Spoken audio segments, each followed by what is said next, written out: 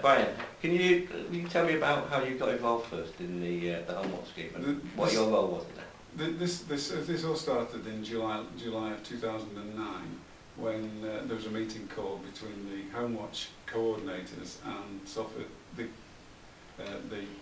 neighbourhood management team from Salford City Council, and they were suggesting that we could apply for some funding to make homes in the area safer. And we applied for the funding and we were granted almost £50,000 from the Home Office. How did they know in the first place to get that you were interested in this idea?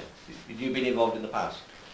Well, I'm secretary of a Home Watch group in the area, and I have dealings with Mark Stewardson, who is the Home Watch coordinator for Salford. So we deal with him in that, and it all came together, and we met and decided that there was enough interest to go forward with this, and we decided to go for this as a group for the whole of the area, which is the areas in Salford, Claremont and Weast. So you've been involved for quite a time beforehand, have you?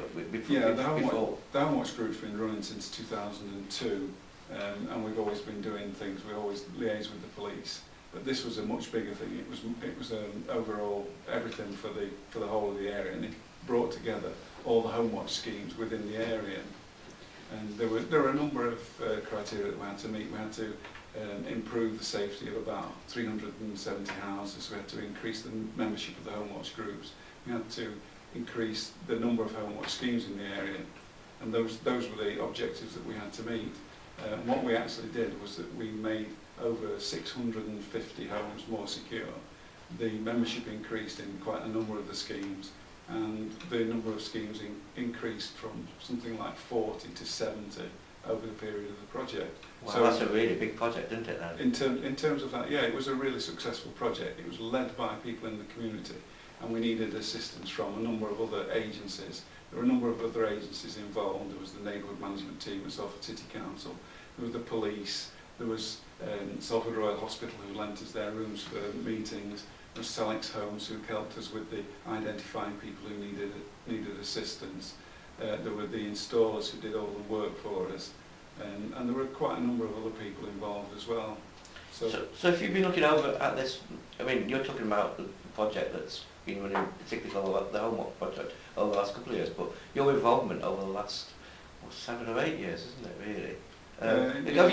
Have you seen lots of improvements in Salford over the last 7 or 8 years? I think that crime levels are decreasing, and as time goes on, because of the fact that we see much more of the PCSOs, we see them on the streets, and you do actually get to know them. So they're doing more in the way of what is called neighbourhood policing. So they're there. So you mean as a visible presence? They are a visible presence on the streets, yeah, and it's much easier to see them than it was before. And you feel that's really given people a sense of confidence? Well, I think so. As we did a survey after the project to find out whether people felt safer or not, and the results were that by and large people felt safer than they had before. Wow, so that's absolutely amazing, yeah. So is that in all parts of Salford, or just the bit that you know about? Just in the bits that I know about. It's in this area, which are two of the wards within Salford City Council. One of the things that's interested me is the way it got going in one area and it's suddenly grown, it's suddenly mushroomed. Was that as a result of people seeing a successful scheme in one area, or was it also to do with the fact that there was the alarms and?